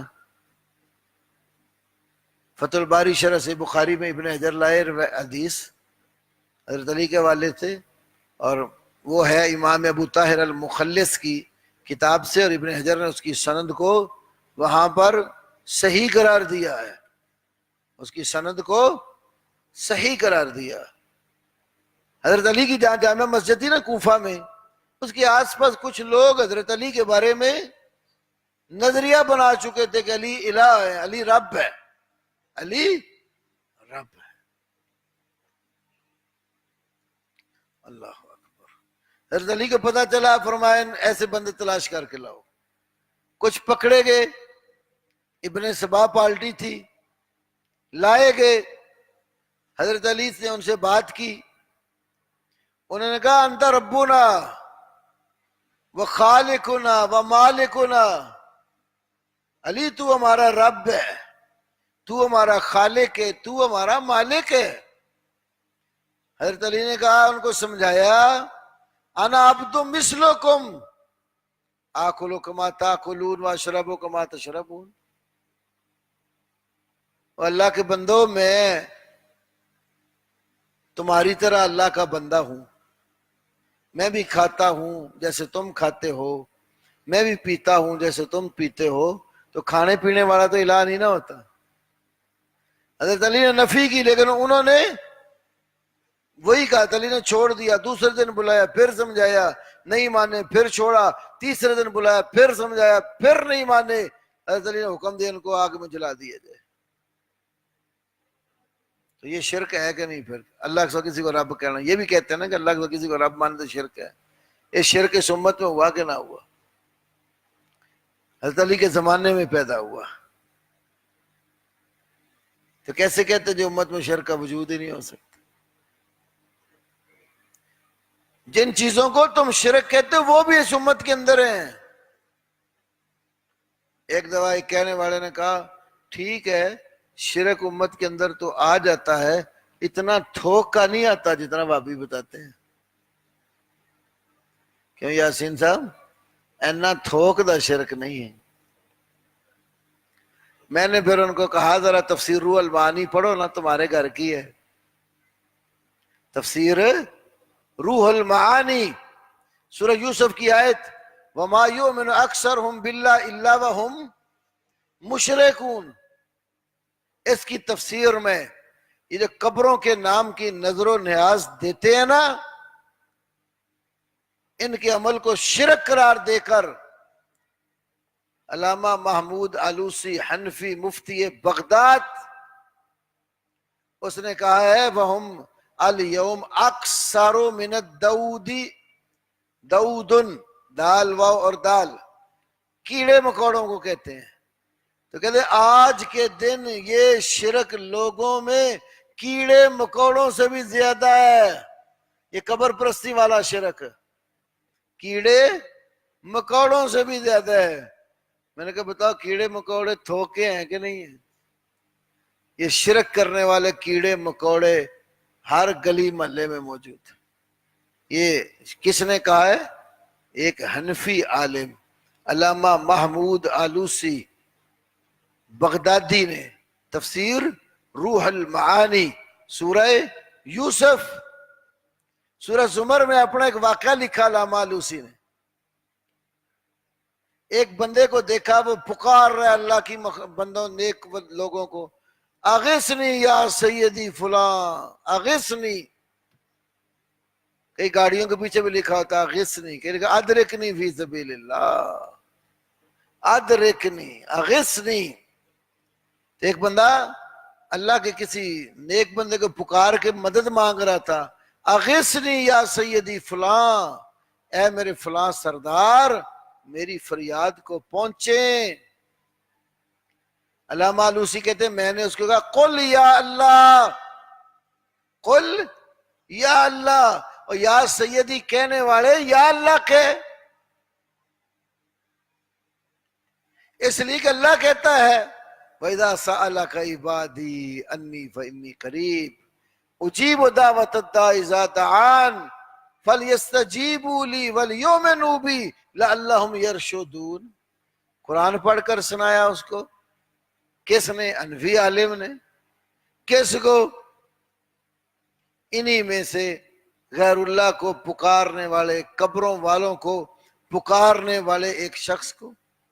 علامہ لوسی پتہ پھر کیا کہ لکھتے آگے، کہتے ہیں کچھ دنوں بعد نا میں نے سنا، یہ بات قابل توجہ ہے، میں نے سنا وہ میرے بارے میں لوگوں کو کہتا پھرتا تھا فلان منکر الاولیاء، فلان منکر الاولیاء، فلانا مولوی عالم ولیوں کا مانتے ہی نہیں، ولیوں کا منکر ہے. انہوں نے قرآن پڑھ کے بتایا اب جو حق اللہ کا ولیوں کو دیے جاؤ، اس حق کا انکار کریں تو ولیوں کا انکار ہے. ولیوں نے تو یہ سبق نہیں دیا، جو یہ سبق دے وہ حلفاً ہم کہتے ہیں وہ ولی ہو ہی نہیں سکتا. شرک کا سبق دینے والا کبھی ولی نہیں ہو سکتا. ولی جو ہوگا اللہ کا وہ اللہ کے ساتھ شرک برداشت نہیں کرے گا. فلان المنکر الاولیاء. ہمارے ہاں بھی ایسا ہوتا ہے نا، کسی کو سمجھاؤ نا، یہ پیروں کے پاس جا کر جو روز عزت اپنی برباد کرواتے ہو، ایمان برباد کرواتے ہو، پیسہ برباد، یہ تو ولیوں مانتے ہی نہیں نا. پتہ اس وقت لگتا جب پکڑا جاتا پھر کہتے تو جعلی پیر تھا. آج کل یہ کیمرہ جو آیا نا اس کے نقصانات بھی، لیکن یہ بھی ایک بڑا فائدہ ہے. کیمرے نے جعلی پیروں کو بڑا بے نقاب کیا ہے. نیٹ پر کبھی بھی آپ لکھ کے دیکھیں بے شمار جعلی پیر پکڑے گئے. جب تک پکڑا نہیں جاتا وہ کرنی والا ہوتا ہے. کیوں مولانا؟ بڑا وہ کرتب والا تھا نا، کرنی والا. بڑی پہنچی ہوئی سرکار، پتہ نہیں جہنم پہنچی ہوئی ہے کہ کہاں پہنچی ہوئی سرکار ہے. یہ کرنی والا ہے. ہماری اس کے آگے، اس کی اللہ کے آگے اللہ اس کی موڑتا نہیں ہے. بڑی اونچی سرکار ہے. پھر جب اس سرکار کے کاڑے کرتوت سامنے آتے ہیں، کیمرے کے آگے وہ سرکار آ جاتی ہے، پھر کہنے لگو جی وہ تو جعلی نکلا جی، اور بھائی جب تک پکڑا نہیں گیا تھا تو تمہاری وہ قسمتوں کا مالک تھا۔ تو وہاں عزت بھی برباد کرواتے ہیں، یہ قصے بھی نیٹ پر موجود ہیں، کتنے پیروں نے جو ہے وہ پاک دامن عورتوں کے ایمان کو اور ان کی عزت کو بگاڑا، مال بھی بٹورتے ہیں، پیسہ نذرانے۔ اگلے دن کسی نے لکھا اخبار میں، ہر شعبے کا تو آڈٹ ہوتا ہے، یہ پیروں کا آڈٹ کیوں نہیں ہوتا؟ یہ مزاروں کے اوپر درباروں پر بیٹھے ہوئے جو پیر کروڑ پہ ارب پتی، ان کا آڈٹ کیوں نہیں ہوتا؟ اتنا زیادہ پیسہ ان کے پاس، اور ان کے اولادیں جو نا کتنے ٹھاٹ باز شاہانہ خرچ کرتے ہیں، نہ کوئی کام نہ کوئی کاج، ویلے، اور نذرانے لے لے کے۔ وہ ایک نیٹ کے اوپر ویڈیو ہے گولڑے والے کے پیر کی، بچے کی شادی ہوئی تو اتنا زیادہ وہاں خرچ جو بادشاہ بھی نہیں کرتے، تو کہاں سے آتا ہے؟ سب نذرانے، قوم کو دام تصویر میں پھنسایا ہوا ہے، اور ایمان کا بیڑا بھی غرق، مال کا بیڑا بھی غرق، عزت کا بیڑا بھی غرق۔ بڑی بڑی کہانیاں، آپ اللہ کا جتنا شکر کریں تھوڑا ہے۔ اللہ نے آپ کے دامن کو شرک کے داغ سے داغدار نہیں ہونے دیا، شرک کی نحوست سے اللہ نے آپ کو پاک اور مبرہ رکھا، اللہ کا شکر کرو۔ ورنہ ہر گلی محلے میں کوئی نہ کوئی حاجت روا مشکل کشا بنا کے بٹھایا ہوا ہے، جو لوگوں کی قسمتوں کا مالک ہوتا۔ تو یہ مال جو نذرانوں کی صورت میں دیں، یا ویسے کسی شرک کرنے والے اور کفر کرنے والے کو قیامت والے دن چھڑا نہیں سکے گا۔ کبھی ہم پڑھتے بھی تھے، سنتے بھی تھے، بعض لوگ کہتے ہیں خدا جس کو پکڑے چھڑا لے محمد، محمد کا پکڑا چھڑا کوئی نہیں سکتا۔ اللہ قرآن میں کہتا ہے افانت تنقذ من فی النار، افانت تنقذ من فی النار، کیا جو آگ میں پڑے ہیں آپ ان کو بچا لیں گے، چھڑا لیں گے؟ اللہ کا پکڑا کوئی نہیں چھڑا سکتا۔ تو قیامت والے دن عمل کام آنا ہے، ایمان کام آنا ہے۔ ایمان و عمل نہ ہوا کوئی شخصیت کام نہیں آئے گی۔ تو سفارش بھی کن کی ہونی ہے؟ اہل توحید کی، اہل توحید کی، توحید والوں کی سفارش ہوگی کہ اہل توحید میں سے اگر کوئی شخص دوسرے گناہوں کی وجہ سے جہنم میں گیا تو اللہ کے نبی کو اللہ اجازت دے گا، جن کے لیے اجازت دے گا آپ ان کی سفارش فرمائیں گے تو آپ کی سفارش سے ان کو جہنم سے نکال لیا جائے۔ من کان فی قلبہ حبۃ من خردل من ایمان، جس کے دل میں رائی کے دانے کے برابر بھی ایمان ہوا، بالآخر اس کو بھی جہنم سے نکال لیا جائے گا۔ لیکن مشرک کافر ہمیشہ ہمیشہ کے لیے جہنم میں رہیں گے، ان کو وہاں سے نہیں نکالا جائے گا۔ تو کرنے شرک اور امیدیں رکھنی شفاعت کی انتہائی دھوکہ اور خطرناک صورتحال ہے۔ اولاد بھی کام نہیں آئے گی، وہ اولاد جس کو دین پڑھایا ہو، وہ اولاد جس کو دین پڑھایا، اسلام پڑھایا، اسلام پر عمل کرنا سکھایا، اس اولاد کا مسلمان شخص کو، توحید والے کو نفع ہوگا۔ رسول اللہ صلی اللہ علیہ وسلم نے فرمایا، صحیح مسلم کی حدیث، اذا مات الانسان انقطع عنہ عملہ الا من ثلاثہ، جب انسان مر جاتا ہے اور اس کے عمل اس سے منقطع ہو جاتے ہیں، مگر تین کام پھر بھی باقی ہیں. علم ينتفع به او من صدقۃ جاریہ او ولد صالح يدعو له. علم ينتفع به، نفع بخش علم. یہ صبح اٹھتے ہی سکھایا گیا نا، اٹھے وضو کیا، فجر کی نماز پڑھی، بعد میں اذکار میں سکھایا گیا کہ نہیں؟ اللہم انی اسالک علما نافعا. نفع بخش علم، نفع بخش علم یہ ہے جو آپ پڑھتے ہیں قرآن اور سنت کا، یہ نفع بخش علم ہے. یہ آپ یا مرنے والا کسی کو پڑھا گیا اور اس کے بعد وہ اس سے پڑھنے والے آگے پڑھا رہے ہیں، تو یہ نیکی کا ایک تشمہ مرنے والے نے لگایا ہے علم کا، تو یہ اس کا فائدہ اس کو مرنے کے بعد بھی ہوتا رہے گا. اسی لیے بعض اہل علم یہ کہتے ہیں، بلکہ سمجھ لو سب کا ہی اتفاقی ہوگا مسئلہ، پوری امت مسلمہ جتنے عمل کرتی ہے اچھے، ان کو ان کے اچھے عملوں کا اجر ملے گا، اور ان سب کے برابر اجر نبی کریم صلی اللہ علیہ وسلم کو ملے گا. آپ نے بتایا نا، من دل علی خیر فلاح مثل اجر فاعلہ، جس نے کسی خیر کے اوپر رہنمائی کی، صرف بتایا خیر کا کام، تو اس بتانے والے کو عمل کرنے والے کی طرح اجر ملے گا. یہ باتیں ہمیں کس نے بتائی ہیں؟ ساری رسول اللہ سے آئی ہیں نا. قرآن بھی آیا اسی واسطے سے، سنت و حدیث بھی ادھر سے آئی ہے.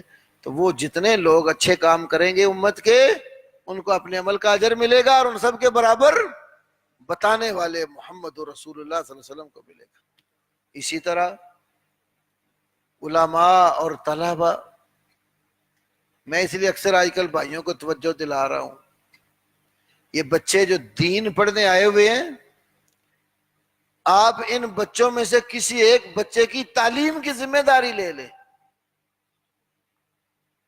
اپنی اولاد کو بھی تو بندہ پڑھاتا ہے نا، خرچ کرتا ہے، چلو ان کے برابر نہ صحیح،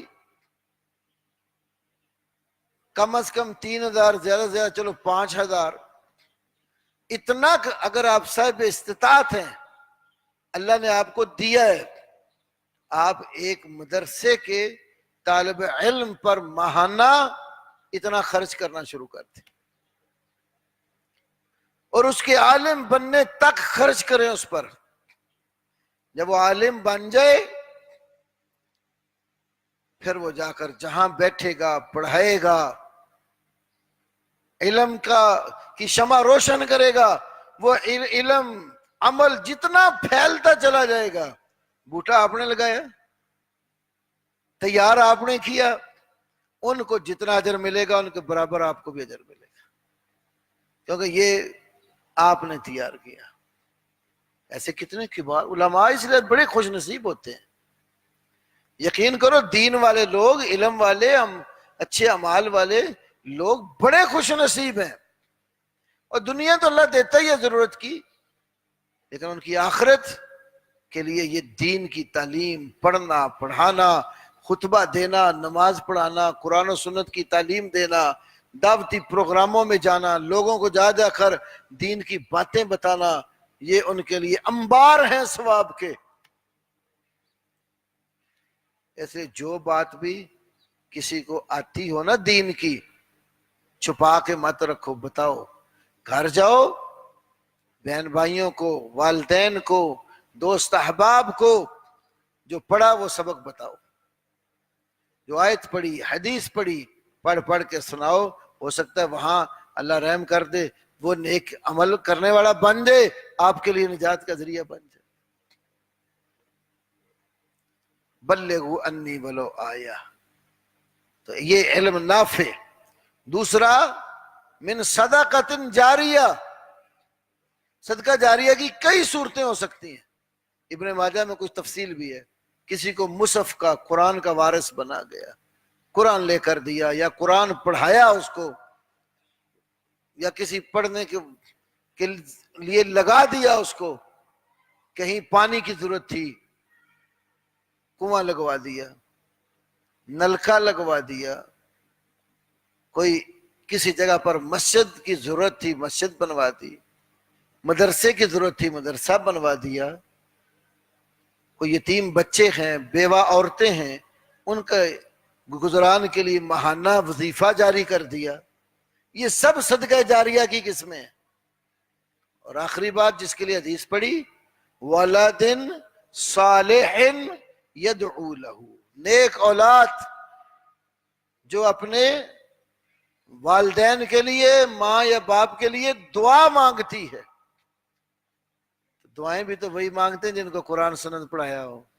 دوسرے بیچارے جن کو آپ نے دنیا پڑھائی، جن کو طبلہ سرنگیاں سکھایا، ناچ گانا سکھایا، وہ کیا حساب لے ثواب آپ کا کرے گا.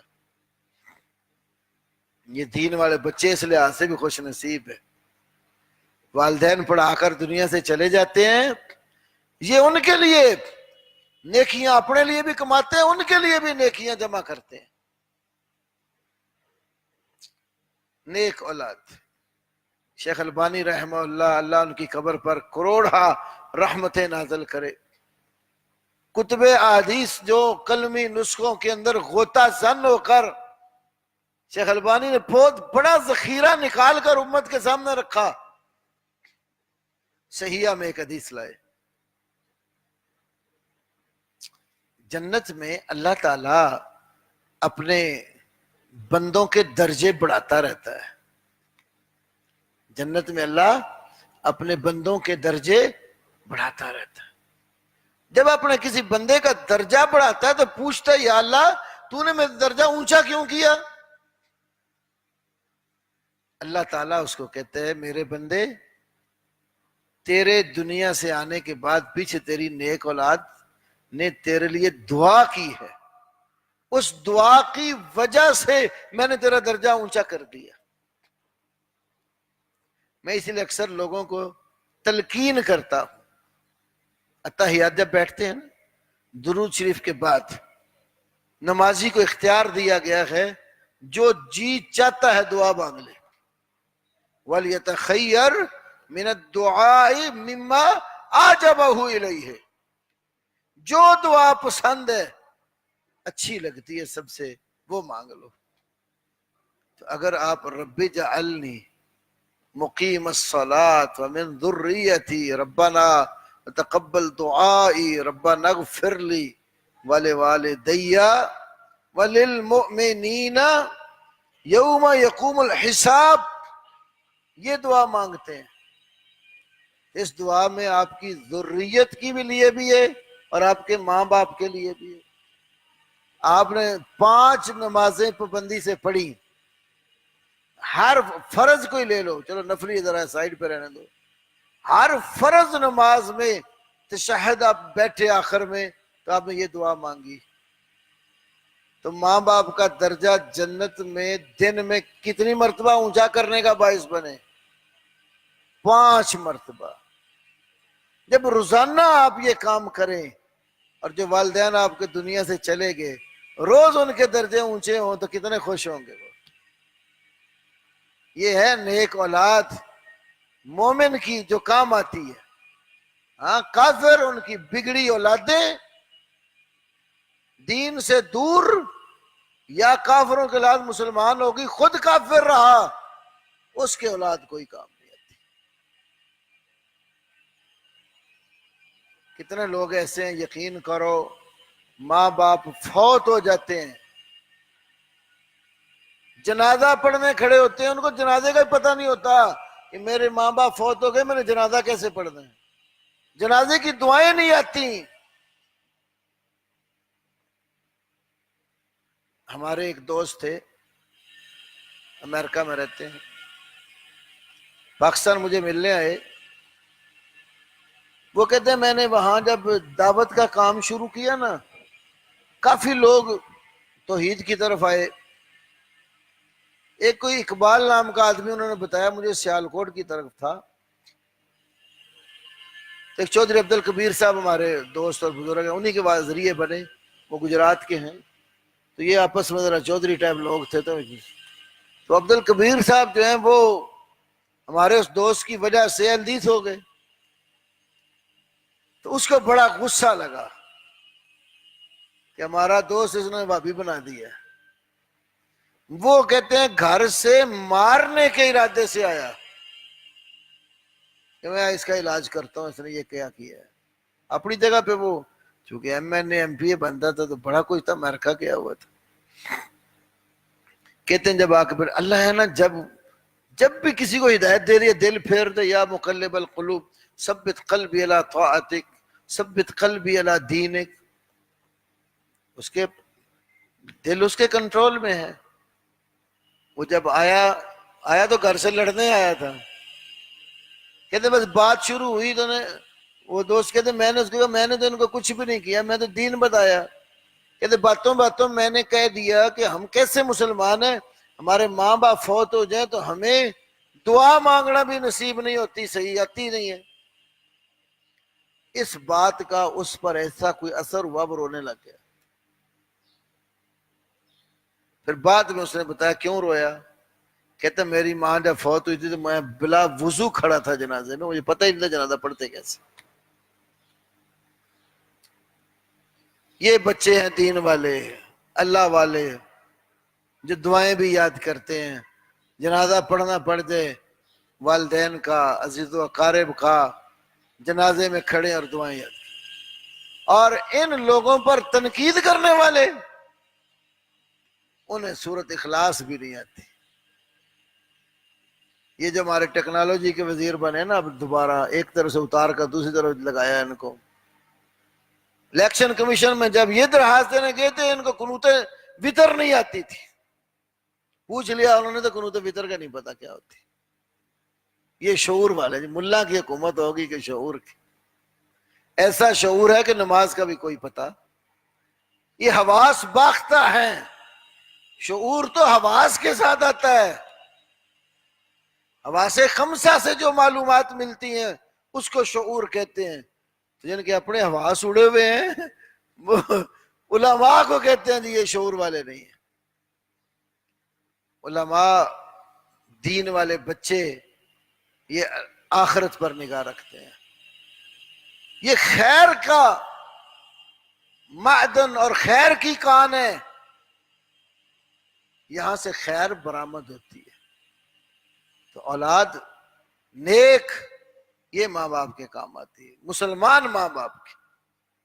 تو اس لیے میرے بچوں ہمیشہ ماں باپ زندہ ہیں, ان کی خدمت میں کوئی کمی نہ چھوڑو. ماں باپ کی خدمت کر کے جنت اللہ کی حاصل کرو. کبھی ایسا کام نہ کرو جس سے آپ اپنے ماں باپ کو اذیت اور تکلیف دو. شادی شدہ ہیں, اپنے بچوں سے بڑھ کر اپنے ماں باپ کا خیال کرو. وہ یہ نا غار والے قصے میں ایک شخص کی یہ بھی داستان تھی نا کہ میں بکریاں چراتا تھا تو روزانہ جب گھر آتا تھا تو دودھ دو کر سب سے پہلے ماں باپ کو دیتا تھا, اولاد کو بعد میں. اور ایک دن میں ذرا لیٹ ہو گیا, ماں باپ سو گئے, دودھ دوہا پیالہ لے کے ماں باپ کے سرانے کھڑا ہو گیا. بچے تڑپ تڑپ کے بلک بلک کے میرے پاؤں پر گرتے گرتے سو گئے. میں نے ان کو دودھ پہلے نہیں دینا پسند کیا اور ماں باپ کو جگانا بھی پسند نہیں کیا کہ ان کی نیند میں خلل نہ آئے. تو جب والدین اٹھے تو دودھ کا پیالہ پیش کیا. تو یا اللہ یہ عمل میں نے اگر تیری رضا کے لیے کیا تو ہمیں اس عذاب سے نجات دے دے. اس عمل کے بدلے میں اللہ نے ان کو وہ غار کے دانے سے پتھر کچھ اور لڑکا دیا. ماں باپ بڑی عزت اور تکریم والی جگہ ہے. ابن عمر رضی اللہ تعالی عنہما نے دیکھا ایک بندے کو, اجنبی ہے, وہ جانتے تھے اس کو, مسافر, اور خود ابن عمر نے پگڑی باندھی ہوئی ہے, امامہ, سواری گدھا پاس موجود, سواری سے نیچے اترا ہے, اس کو دیکھ کر ملے, پگڑی اتار کر اس کے سر پر رکھی اور اس کو گدھے پر سوار کر دیا، خود پیدل چلنے لگے۔ خادم تھا ساتھ، کہا ابن عمر آپ نے یہ کیا کیا کہ جنبی کو پگڑی بھی دے دی اور سواری بھی؟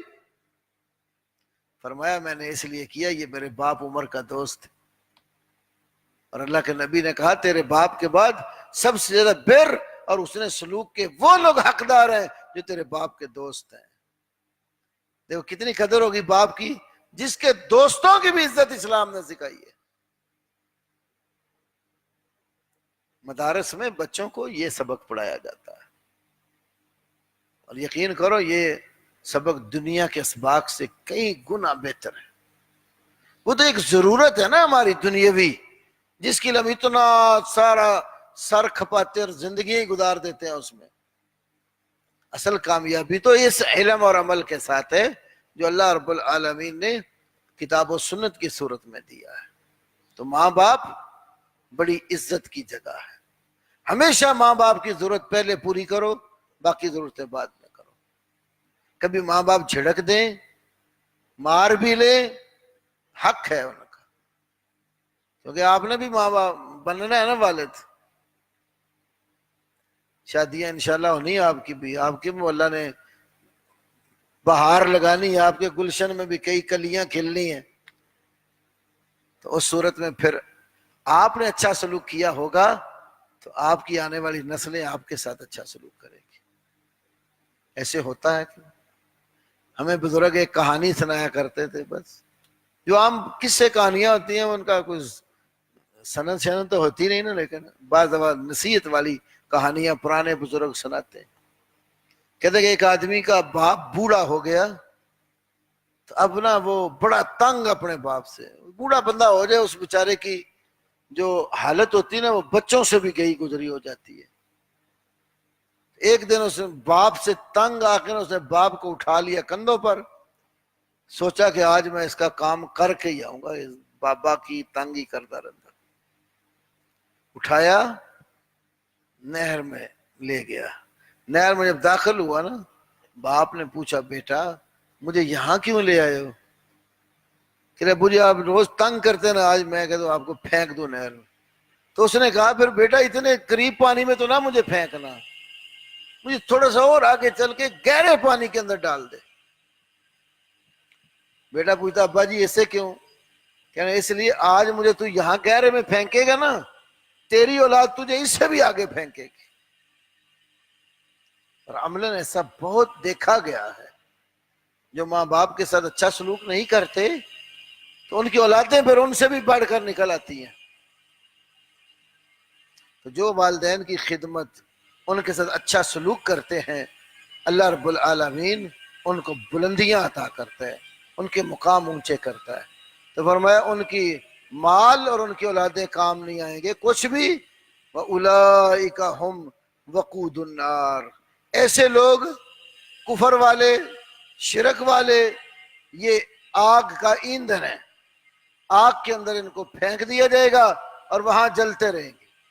اللہ رب العالمین مجھے آپ کو سب کو ایمان اور عمل کی دولت سے مالا مال کرے، ماں باپ کی خدمت کرنے کی توفیق دے۔ جو صاحب اولاد ہیں اللہ تعالیٰ انہیں اپنی اولاد کی اسلام پر تربیت کرنے کی توفیق عطا فرمائے۔ وآخر دعوانا الحمدللہ رب العالمین۔ آج میرا سبق قادسیہ میں بھی ہے، اس لیے میں جا رہا ہوں۔